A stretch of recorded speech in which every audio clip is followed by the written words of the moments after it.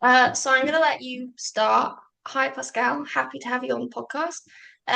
Could you just tell us a little bit about yourself and who you are, what you're about? Sure. Hi, Helen. Thanks for welcoming me. Yeah, who am I? I am a trail running athlete, but also a geoscientist, a glacier scientist.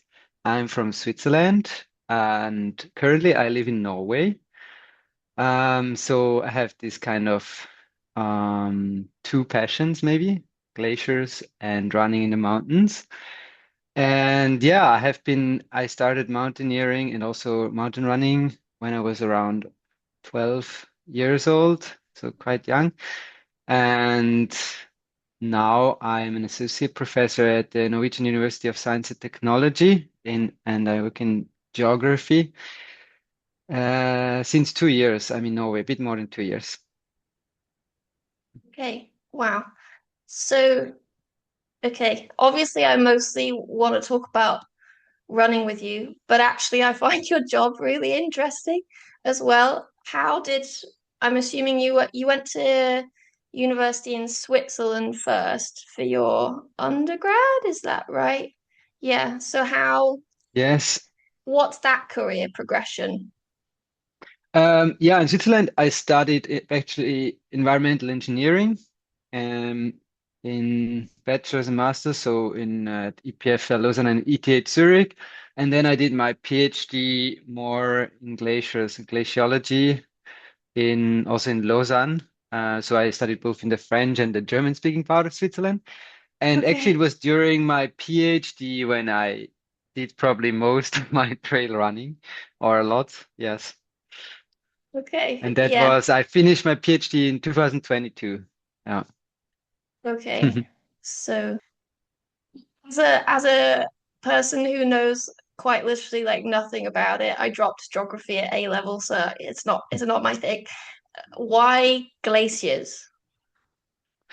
Good question. I think because it reunites lots of things that I'm interested in, and because I was always fascinated with high mountains in the Alps.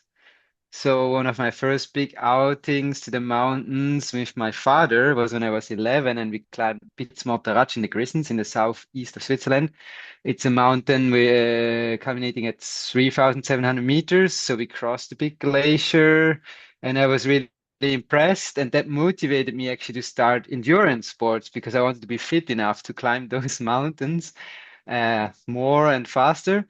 And then also I have a passion for both fluid dynamics, geography, and mountain environments.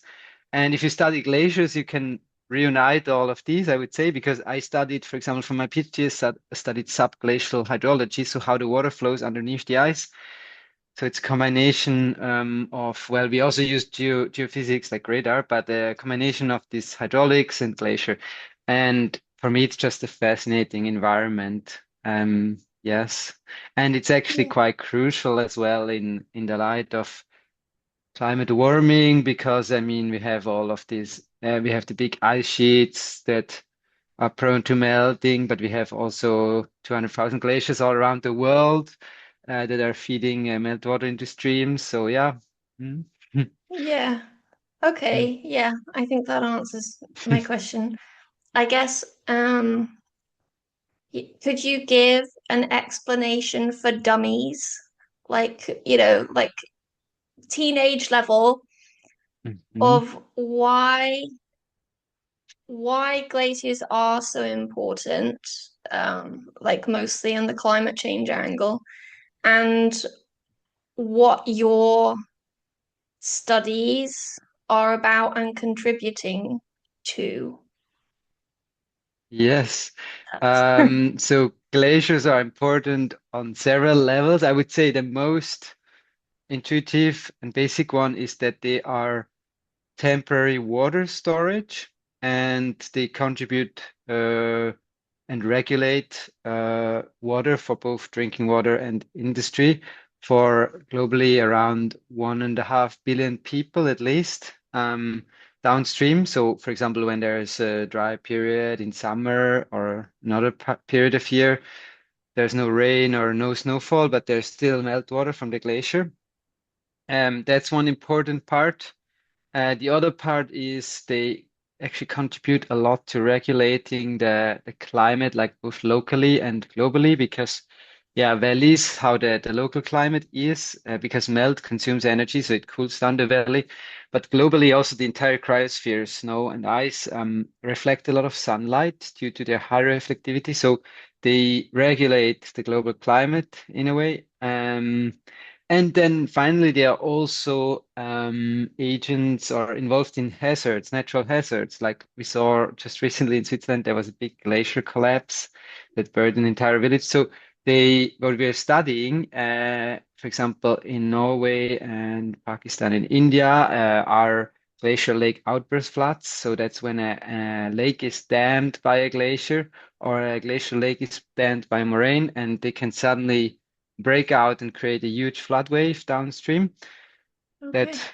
usually threatens the mountain communities. So we study the functioning of the glacier hydrology and of these glacier lake outburst floods as well. Yes. Okay. Cool. I think I followed most of it. Yeah. Yeah. In your email, you have three different projects listed under your name at the bottom. Are those the three that you're working on right now at the university? That's correct. Actually, I'm working on even more than those, but those are the main, like actually the one of them is kind of on paper it's finished, but we're still working on data. And the other two, I'm the project leader for our university. Yes. So they are international projects. So one Yeah. of them is the most important one is called Cryoscope, and it's a EU Horizon, so a EU finance project. It's quite big. It's among 19 institutions in Europe and India.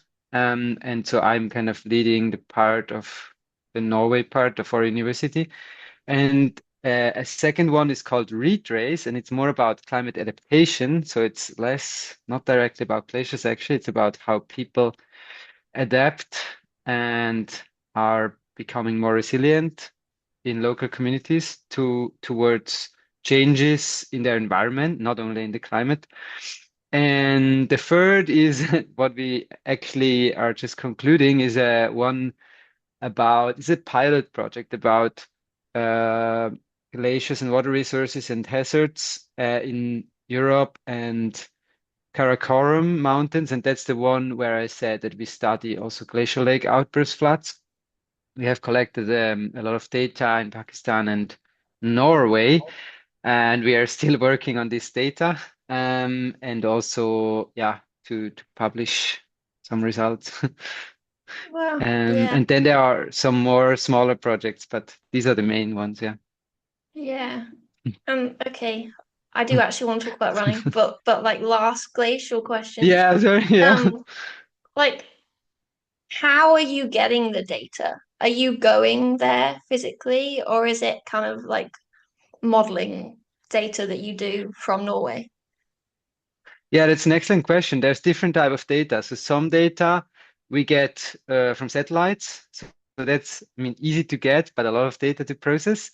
Some we do go there and we collect in the field because it's very important to have ground truth of satellite data and also to constrain the model if you're modeling.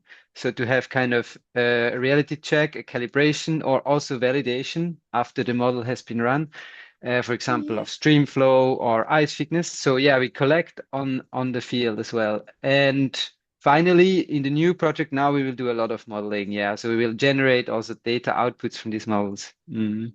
Okay. Yeah. Yeah. Yeah. So do you have to code? Yes. Yeah. Yes. I hate that so much. To be honest, Really. I don't find enough time to code because I have to like I'm teaching, managing, writing applications, doing Yeah. field work. So often I it's like a struggle to make time for it. And I agree with you, it's not always it can be quite tough, yeah, if you have a problem with the code. Yeah. Yeah. hmm How are you finding going from PhD life, where you mentioned you did the majority probably of your trail running, because it was, I'm assuming it was a little easier to balance your time management. How are you finding it going into a professor position at a university? Has it changed your Mhm. life a lot? It has changed, I think, also due to the environment where I lived. I would say it also depends on how you prioritize things yourself. Like, for example, I think I could have run more already. I mean, I also was racing during high school, during my studies, and it varied a bit my how I prioritize. For example, the first years of my bachelor studies, I struggled. It was quite a, how can I say, like elite university. I mean, only half the people passed the first year, so actually I didn't run that much. Oh, And yeah. yeah, and then I started running more again. And during my PhD, to be honest, I had this agreement with my supervisor that I was working around 80% and trying to run a lot. I was living in the mountains and I was trying to balance that, but honestly, I sometimes probably prioritized running over science because I saw that I was better at it. Um, Yeah. and and then now actually I had some kind of cut because I had some huge health problems after around 2022. So I told myself, well, I'm going to prioritize something else for a while because obviously I cannot keep running at that level. And so, yeah, I prioritized, I guess, science a bit more. And I also moved to a place where I'm like living in a nice place for running, actually, but not in the big mountains, like in the Alps. So, yeah, I'm prioritizing it. But to be honest, my job now, if I organize, I'm well organized and I prioritize, well, I can still train decently. Like, Yeah. of course, you need to be good about thinking ahead and scheduling, but it's still possible to run enough. It's more because I was a bit enthusiastic and accepted a lot of field work and courses. So I was spending maybe more time on the job than I would have liked to. Yeah, but Mm. now I'm actually getting back in shape. I mean, I'm running this year in the Skyrunner World Series again. So yeah. Yes. Yeah. What brought about that decision to go back to the series? Yeah, it's a little bit back to the roots. I mean, I could have picked any sort of international events or so, but I told myself maybe it's quite motivating to, also because I know some people who race there and to discover new places. It's quite motivating to go back to this series where I have ran well before, although it has changed a lot. Yeah, and it was just my favorite style of running, I guess, sky running. Yeah. Yeah. Yeah. Okay, I want to talk about that more, but you touched on health issues, and I was hmm listening to a different podcast episode you did. I forgot what it's called. Alpine Star. You did a episode with in a couple of years ago, I think. Um, and I think I have exactly the same thing as you had. And it was really interesting listening to you talk about it because I was like, whoa, yeah, exactly. Could you explain a little bit about what happened? And I hope you've recovered, but how you've recovered from that? Wow, yeah, I'm sorry to hear that you have the same or you had, yeah, because it's really tough and it's hard to explain to people, I would say. Yes. Yeah, it started, I would say, I mean, it was towards the end of the COVID time or in COVID, and um, yeah, I think I had just a really se severe complication side effects from the third COVID vaccine. And I mean, you can call it whatever, like it's like long COVID symptoms, I would say.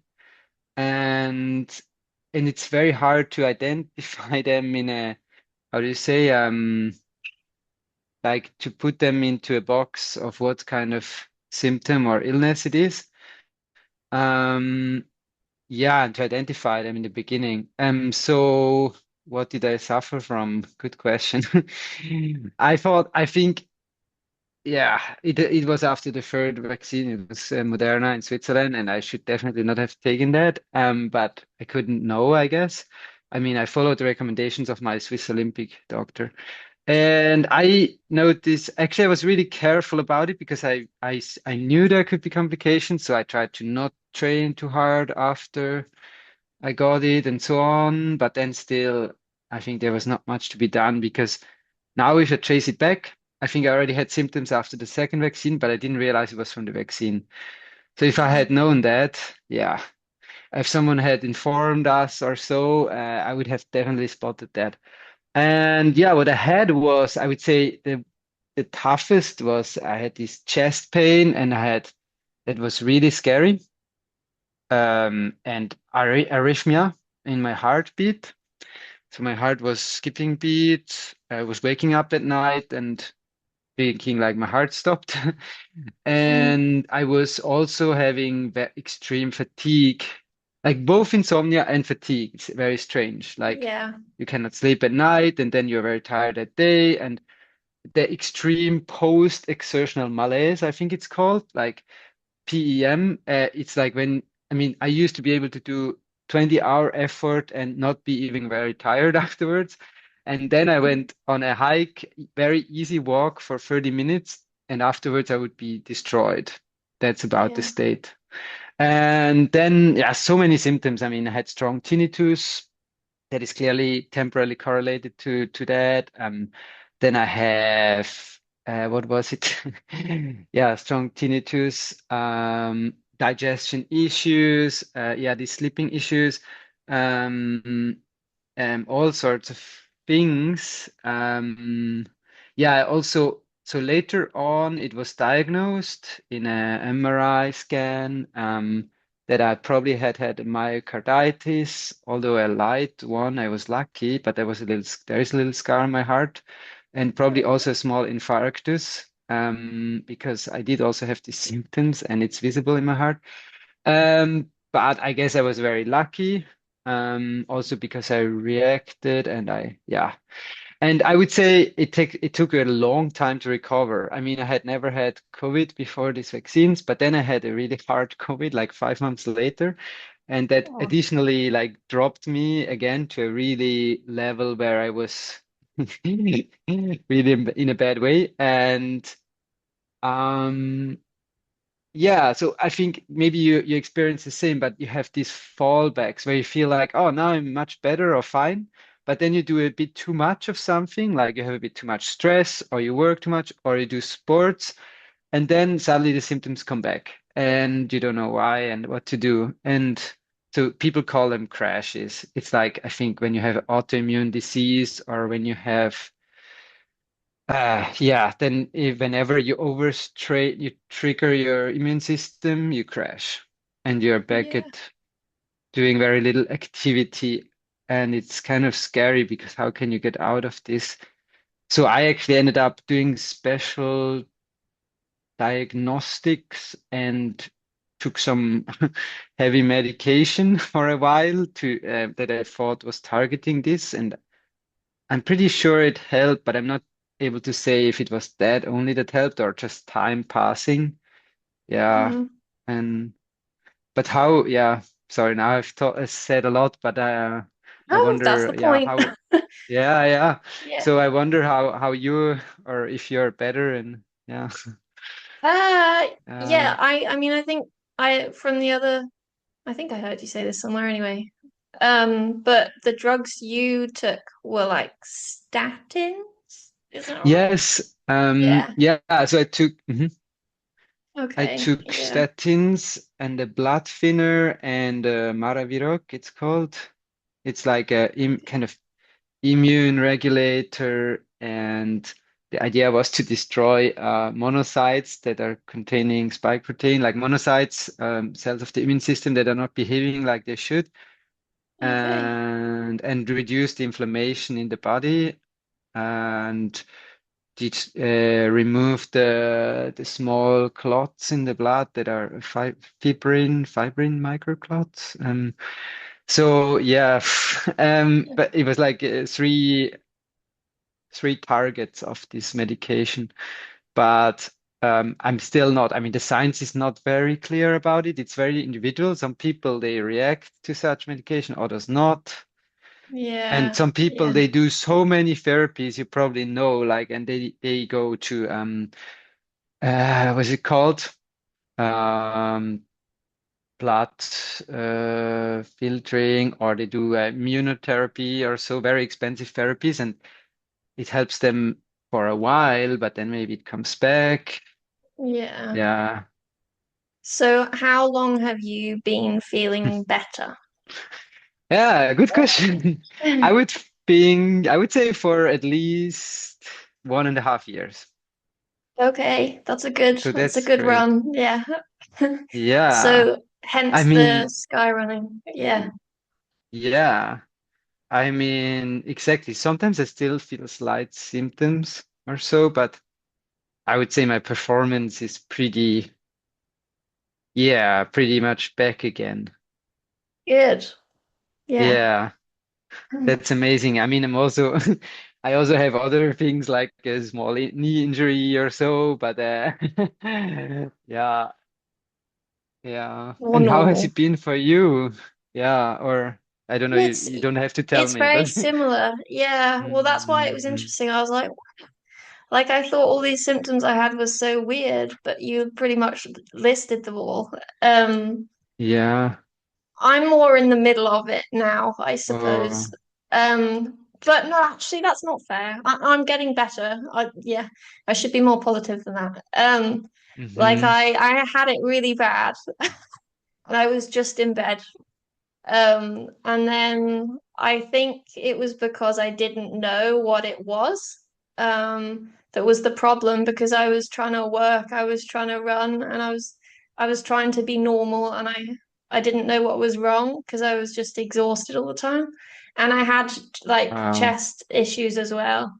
Um, which I was surprised that you described as well.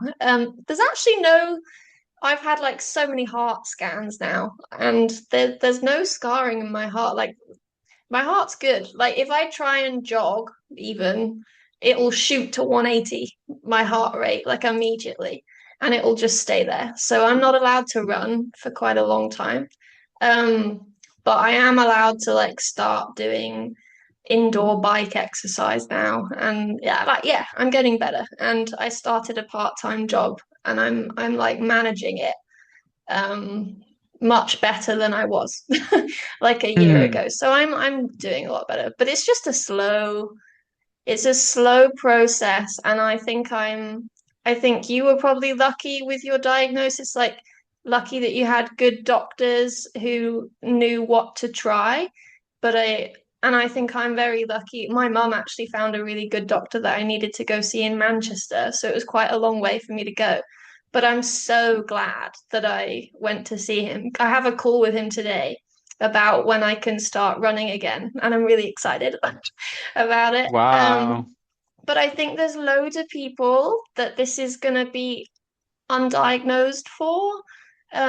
I think it's going to be like widely researched, and I'm sure it is being obviously, but like things are coming out all the time about long COVID now.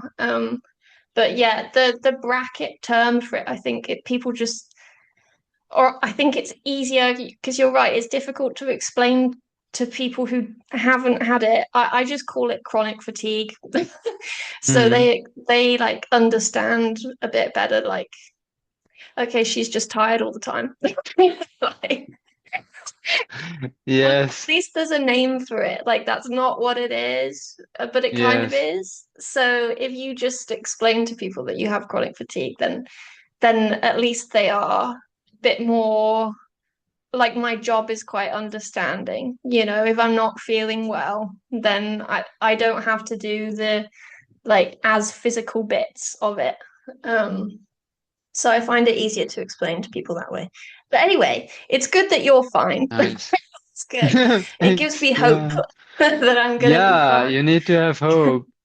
Yeah. It's very important what you say, though. It's like very lucky if you find a good doctor who takes you seriously.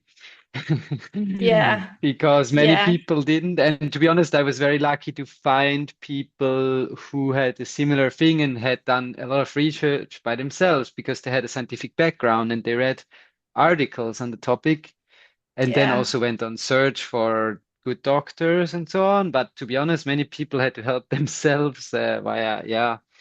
But who Yeah. can do that? I mean, I was lucky because I don't think I would have found. I think some they were so desperate that they did so much literature research that they found out. But I didn't do the same effort, so I took advantage of their effort, for example. Yeah. Yeah. Yeah. Mm.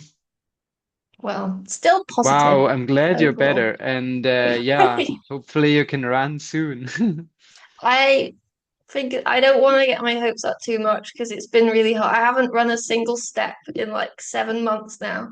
And it's Whoa. like, oh, I'm gonna be upset if he says no. But yeah, I don't want to rush it because if you, like you said, if you do too much suddenly, then you're back like a whole Mhm. month. So it's just you need to go, yeah, really slowly. Yes. So yeah, how have you been training for the sky running series? What does it look like now for you? Has it changed? Mhm. Yeah. Yeah, I would say I still like before, I like to ski a lot in winter and cross country ski. Because here, well, here I live in the cross country Mecca kind of, but I also, yeah, ski mountaineering. But I also run in winter and I do strength training, some climbing. On Norway, sometimes it's difficult near the west coast in Norway. Conditions can be quite gnarly in winter because you have snow and then again rain on snow, so it's ice, and then so running can be tough. So sometimes we also run indoors on treadmill. Yeah. Um, so and I guess I this winter I managed to do consistently some intensity training, like intervals, and I did some races, ski mountaineering races, uphill or up and down. And Okay. these are great trainings as well because they really push you hard. Yeah. Like some are just 20 minutes or 40 minutes.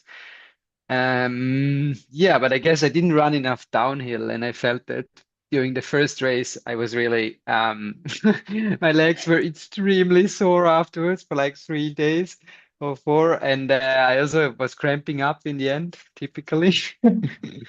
So yeah, Yeah. nothing has changed. Yeah. That's good though. I feel like I don't know. I quite like that feeling because the more fit you get, the less you have that feeling that you've like worked super, super hard and you can't move your legs. I quite like Mhm. it. In fact, yeah, I'll probably have that for ages now because I'm so unfit. But yeah, that's a good feeling. Yeah, So that's true. this actually I realize some people won't know what we're talking about actually, because I've stalked your Instagram like way back, but they haven't. So could you go back to the beginning of the running career and explain what you've done to get to this point in running? Sure. So you want me to go back to when I was like a teenager or later? Yes. Yeah, okay. Yeah, Great. I know your dad kind of started you in running. But yeah, Yes. how did it go from there? Yes, I guess I was really lucky in a way that, yeah, how did it go? So I guess I was just training by myself, like cycling a bit up and down the hills and also running up the local hill. And then, yeah, as you said, I did, I think my first local competition in uphill running when I was like 16 and I won it. So it was an uphill mountain run. Oh my And God. that was really cool. Yeah. I Yeah. mean, I won the juniors category Yeah. and that was really cool. I like that.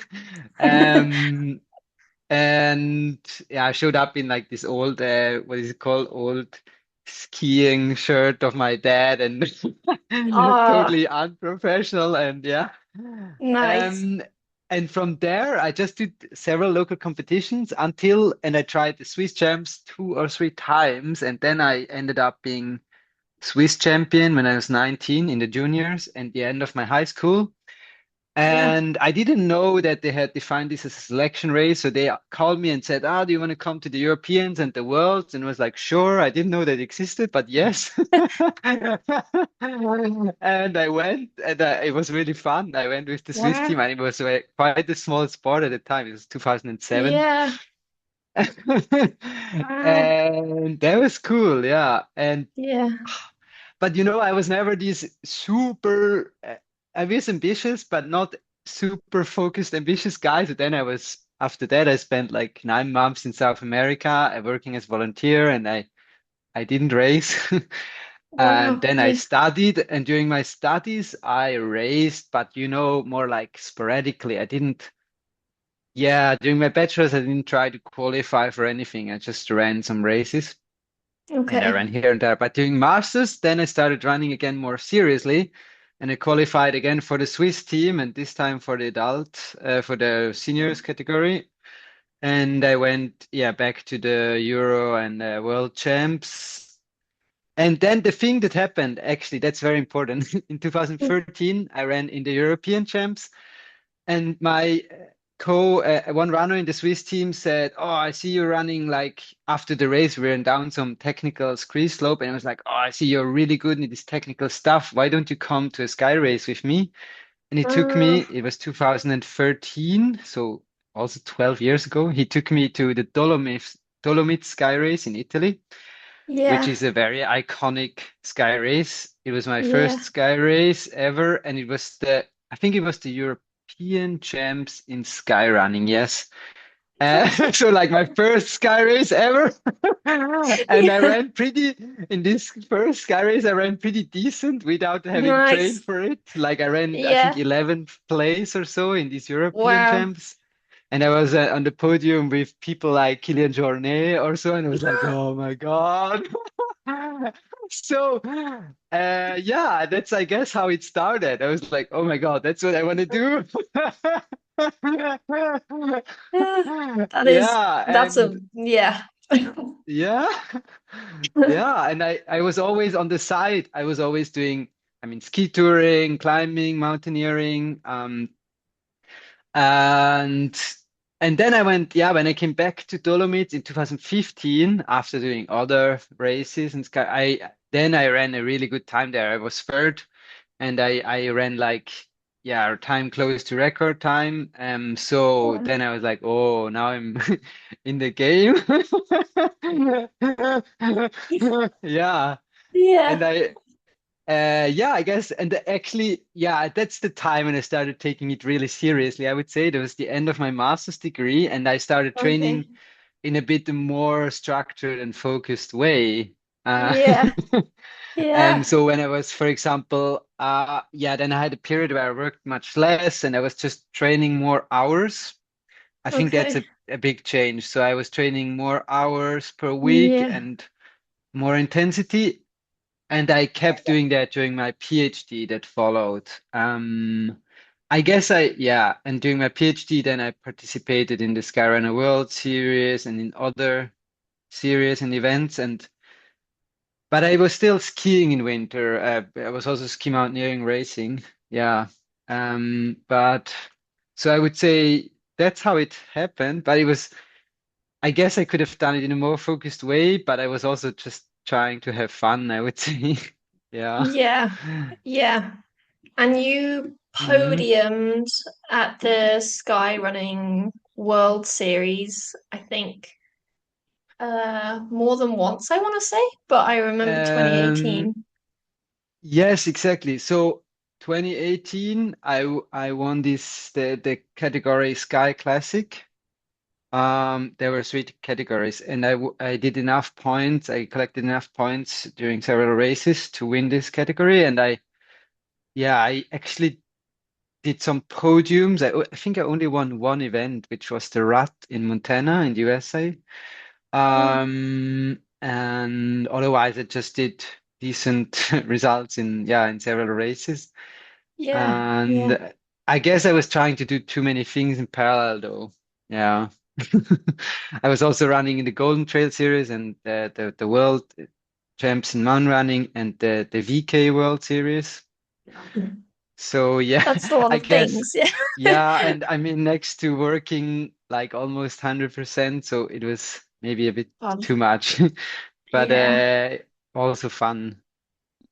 So I guess, okay, so you did PhD and running big time. And then I suppose I'm just trying to put this in chronological order for my own benefit, Hmm. my brain. Yes. And then you had some health issues. And then you moved to Norway. Then you moved to Norway. And now we're back running and Yes. working because you do too Yes. many things to keep up with. What are the next?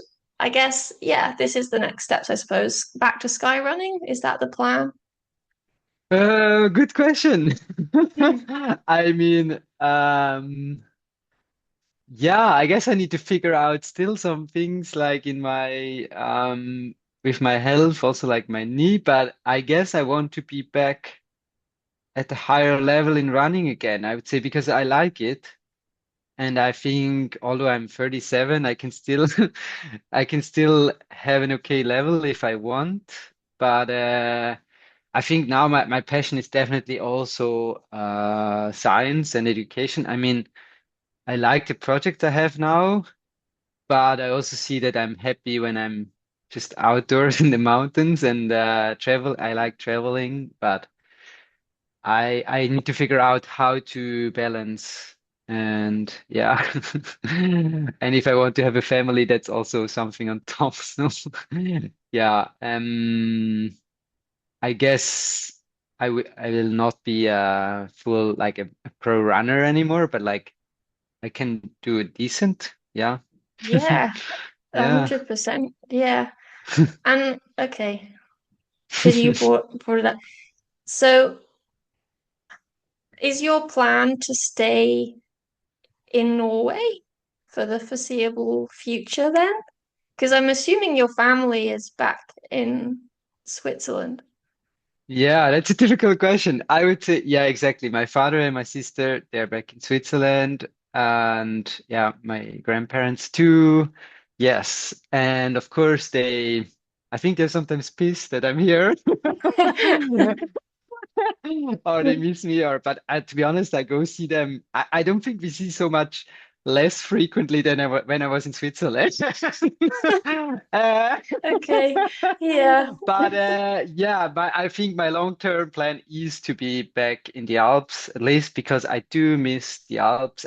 Not only specifically Switzerland, but just like living in the mountains or close to the mountains. Here in Norway, there Yeah. are also really nice mountains, I must say, but I currently don't live kind of in the mountains or close by. And there's other nice things to discover. I mean, I'm discovering also the sea more and different types of landscapes. And the training is definitely good here. There's many very good athletes where I live here in Trondheim. Yeah. But yeah, I do miss. So I will. Yeah, long-term goal is, or maybe in a few years, yeah, to be Yeah. back in the Alps. Yeah. Yeah. Yeah. And Hmm. it's nice that you think that sounds sexist. I don't mean it in a sexist way, but but it's nice that you think about having a family now that you've reached uh, that age. Is that something you're like you're like fitting into your thinking with running? You're thinking, how can you do both? Actually, Actually, I thought about it before much earlier, but it just didn't work out. It was not like I haven't thought about it before. It was more like I guess life happened, and yeah, I think some things didn't happen as uh, I don't know as it could have, or maybe I didn't prioritize it enough. Um, I mean, some people they maybe make it priority quite early on. But yeah, it was always there. And I think it's also, I mean, I have many friends who are in running or so who managed to reunite it, or Yeah, even both, like both the let's say both partners are actually runners or both Yeah. like to do a lot of sports. And I think it's also a question of attitude. Okay, that's easy to say now that I don't have kids yet. Yeah. But I mean, definitely several people who I talk to, they say, well, if you really want it, you can, and it doesn't have to be grim only or very, yeah, Yeah. very complicated. It is possible if you really want it. Yeah. Yeah. I mean, Killian makes it look pretty easy. So, Yeah, yeah. I mean, I mean, in Norway it's great because you have this what is it called, daycare, of course, and the kindergarten, and and that's kind of you don't have to pay for it or very little, Wow. and so I mean, you just drop the kids and and you go running. So maybe you do a bit less on the weekend when the kids are at Yeah, home, yeah, or you do something more with the kids, of course, like. yeah, But yeah, I definitely Norway is a great country to have kids, actually. yeah. I didn't know that. Switzerland That's is, really, yeah, yeah, yeah, that's great. Scandinavia is Go for it. amazing. Yeah. That's very, very different to hear, I think. Yeah. Yeah, really, yeah. I mean, in Switzerland, it's also not, I would say the first 2 years are very tough in Switzerland and then it's fine. But Switzerland is not as organized as Scandinavia when it comes to having a family. Yeah. Yeah, Yeah, it's not interesting how as, different cultures do it. I mm, mean, I think so. A lot of cultures, I think they rely on the grandparents for care a lot of the exactly. time, which sounds Yes. great if you can do that. Yeah. But, but yeah, Yeah, it can be other than that, great. it's Mm, yeah, yeah, it's very expensive here. So yeah, that's that true sounds in most. pretty good. It being free, I did not know that. Yeah, I mean, in Switzerland, it's probably similar then to the UK. I don't know. It's also quite expensive. Well, it depends on your salary, but yeah, some people Yeah, they are pondering whether actually it's worthwhile that one of them keeps the job because it's almost costs as much as they earn, one of the partners. So yeah, then, why don't you just stay at home? Yeah, that's crazy. I mean, but in yeah, Norway, it's not at all like that. So it's more equal, actually. Yeah, yeah, and more yeah. social. That's yeah, yeah. They have a lot of things right, I think, Yes. definitely. Mm, So obviously you've chosen to pursue academia, which I've been warned off from doing. People tell me not to do it. Like I'm working as a research assistant right now at a university and I oh, have a master's if I want it next year, which I do. I'm wow, interested cool. in it. But like a PhD, my friends who have done them say no, don't because it's like all life consuming and difficult to balance other things. And I think I'm the type of person who would just become obsessive about it as well. So, do you think, I mean, you have so many interests and they're varied interests that maybe it's different for you, but do you think the running thing is part of your personality that you get obsessive like about certain things? Like how come you've created the life the way you have? Like what do you think it is about you? Because academia, that's a lot as well. Like that's not necessarily a normal route for someone to Mhm. take. Neither is being an elite runner. So what's the Yeah, thing about you that has created that? probably it is. Yeah, it's following the passion, definitely. I think it's part of it because I'm also engaged in several like associations or like volunteering. So I think it's part of it. I haven't been maybe so conscious of it, but yeah, I think it is. And it's true that I think academia can be tough. And I think it depends also where, like, there's better or worse places to be in academia or fields. Yeah. Um, yeah. So I think in Norway it's maybe a bit more chill than in other places. Okay, But it yeah, depends how you take it. I mean, now I have too many projects, and I think I don't make it easy for myself. But yeah, probably it's part. You're right. I like to, yeah, I can become maybe not obsessed, but like quite passionate about some things. Actually, I know yeah, people like some yeah, of my friends who are more obsessed. Like, I mean, one of my friends, he's like, okay, he works in private industry, but he has quite a important position at work, but he also runs like a lot. He runs like 180 kilometers a week my and in a God, normal work week, and he has a lot of responsibility. I don't know even how he does it, but he does it. He's a yeah, Norwegian, and like he's obsessed with running, like, and I'm not like yeah, that. I like to train. I like the feeling. I do it consistently, but I'm not obsessed actually, or I'm yeah, passionate about it. But yeah, mm. yeah. Okay, so it comes from like a place of like interest and love for it instead of a need to do it. Yeah, probably I would say so actually. Mm, Yeah, I think if there's a need, it's probably to get out into nature yeah, regularly. Yeah, I think that's maybe a need. Otherwise, I yeah. don't feel so balanced Well, at that's a some very point. healthy need, though. Yeah, Mm. yeah. That's not like a negative. Yeah. But you Um, also, like, I lied. I have another question. You speak so many languages. I guess that comes from the same, it's like a curiosity of like liking a lot of different things. yes. I mean, how many languages do you speak? Because I can't comprehend that Currently personally. about six, but it's all European languages, so they're relatively related. But yeah, I speak, my mother tongue is Swiss German, then I speak French, which is probably my second best, English, Spanish, and then Italian, which are pretty at a high level, and then Italian is maybe intermediate level, and Norwegian also intermediate, and I know some Danish, and I have taken some Russian courses. But I would say, yeah, the six that I mentioned first, or five to six, I can speak decently, yeah.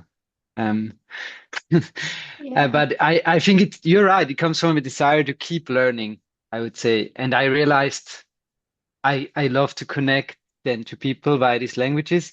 I maintain, for example, how I maintain the languages is I keep in contact via voice or text messages with friends from different countries. So I have Yeah. to use the language because if you That's don't use them, great. you lose them, right? Yeah. And Yeah. I think, to be honest, it started in high school because I mean, I had Latin for 6 years in high school, and then we also mandatory language. I had to learn French and English, and then we had Right. optional subjects if we wanted. So I took Spanish, and our Spanish teacher was really motivating, and that's also why I went to South Okay. America. So that's how it started, I guess. But maybe Yeah. actually from my mother, because my mother studied languages, and yeah. Ah. She talked to me in French sometimes, quite when I was quite young. Yeah, I guess I have it from my mother. Yeah. Yeah. Yeah. Uh, Are you and do you work in Norwegian? Like, are you teaching Sometimes. students in Norwegian? Yeah. Yeah, for example, I have supervision meetings sometimes with students entirely in Norwegian, except if it's something technical I don't manage to explain, then I switch to English. Okay. Or I even Yeah. have super, like meetings, project meeting or meeting with my recently, I had a quite intense meeting with my department leader and the office boss, like the finance boss, because they were worried about me doing too many things. So we had it all in Norwegian. It was about 45 minutes and it was in Norwegian. Yeah. And they asked me, they said, "Are you sure?" And they said, "Yes, let's take it in Norwegian because that's how I learn." Yeah. That's great. Yeah. Yeah. Good That's attitude. Yeah. so I often force myself, or I put my whole browser in Norwegian, my whole computer is in Norwegian, and then I just have to, yeah, Yeah. Yeah. yeah, That's a really smart move. Yeah. I guess it's just a different, I think the British on a whole are really poor at language. That's including me, so I can say it. Like we're really, really bad at languages, I think, in general, and it's embarrassing. Like when we travel abroad, it's so embarrassing. Like But it's also natural because you speak the world language. I mean, it's also uh, lazy. yeah. You can say that it's not. My friends make that argument. They're like, "Oh yeah, but they speak English, so it doesn't matter." No, it does matter. Like out of Hmm. respect for other cultures, when you travel to their country, I think you should make an effort to. But I mean, it's anyway, we're more just fun. bad. Yeah. It's Yeah, more fun. yeah. I had an embarrassing moment on a trip. Uh, I was on like a surf trip in where was I? I think it was in France, and I lost my friend who I went with, my friend Hamish. It was his fault. It's not my fault. But he like disappeared because he's a very independent dude. And I was like panicking because I have an anxious brain because he was in surfing, and I was like, oh, he's dead. Like he's dead. Oh my God. Because I couldn't find him for like an hour. So I was Mhm. running up and down this beach looking for him. The beach was like 2 miles long.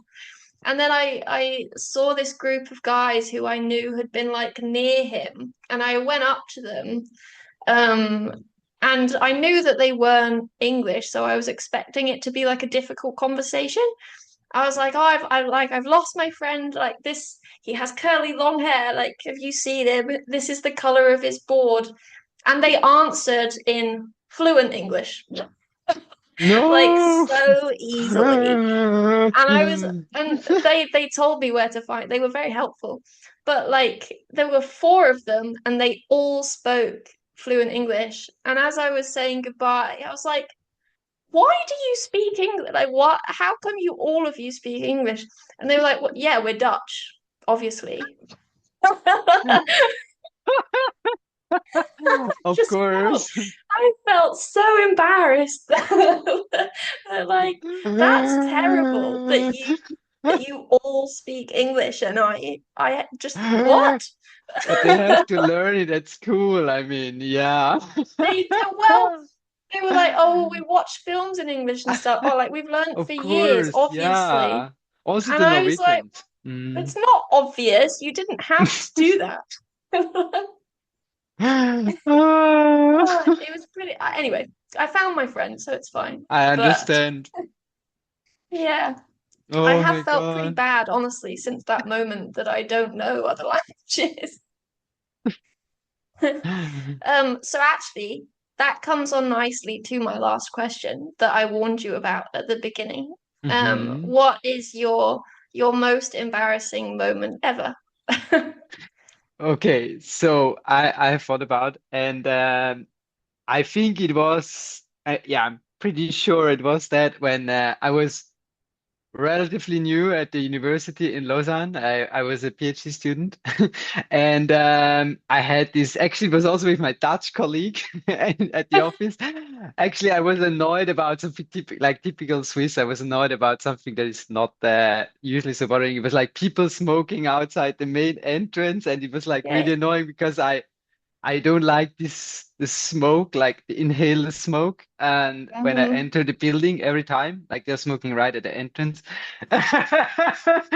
But it's anyway, and then I was like telling him about that at the office, like, oh, can't we like do anything about it? And like that they smoke somewhere else or something, that I don't always have to walk through the smoke. And then he was like, well, why don't you just write an email to the building service, like to these people responsible for the building? It's a Hmm. huge building. You have to know that there are more than one faculties in this building. I think there are hundreds of Hmm. people in this building and a relatively new building. And I said, yeah, okay. I looked up some address and was like, oh, yeah, that must be it. It was saying like this building. So I sent an email kind of complaining about this and saying, can you do? And the email, it went to like every single person in that building. And of course, it was like this kind of impulsive reaction. Actually, I can be a bit impulsive in a way, like, oh, yeah, let's just do this, like, not think more about it and send the email. And then, like, everyone in my office was like, did you just send this email? I was like, what? Which email? Like, why did you get an email? And and then like everyone runs, let's close the door. Let's pretend we're not here. So it was terrible. And then, of course, Oh, people started replying to the email, like some angry smokers, like, what do you want? Like, you Nazi, and you want to put smokers in the fence, or anyway, it was like such a disaster. and you're But just a it's okay. PhD student as well. Oh, Yeah. But anyway, it was, but in the end, it was not, it was like not a big problem at all and so on. But I forwarded an email to the actual guys responsible, but it was, I mean, yeah, it was just extremely embarrassing. It was probably all the foreigners thought, oh, this is this typical Swiss guy complaining about something that no one ever cared about. yes. I'd be more Yeah. worried that the actual people who were smoking outside read it. That's what I would be embarrassed Exactly. about. Yeah, and I mean some some in our group were even smokers. I mean in our research group. Oh, But I think they are like they didn't care about it. I mean they're like we're still good friends now. okay, yeah, yeah. Oh, But I yeah, knew that what was you were quite gonna say as soon as you were like talking about looking up the email. It's so easy to do. I knew you were gonna say but that. it's this kind of yeah, Mm, that's typical yeah, thing to do when you don't have other problems in your life. It's like the yeah, typical Swiss thing. yeah. Oh, that's a pretty good one. That's a pretty good one. I'll take that Yeah. one.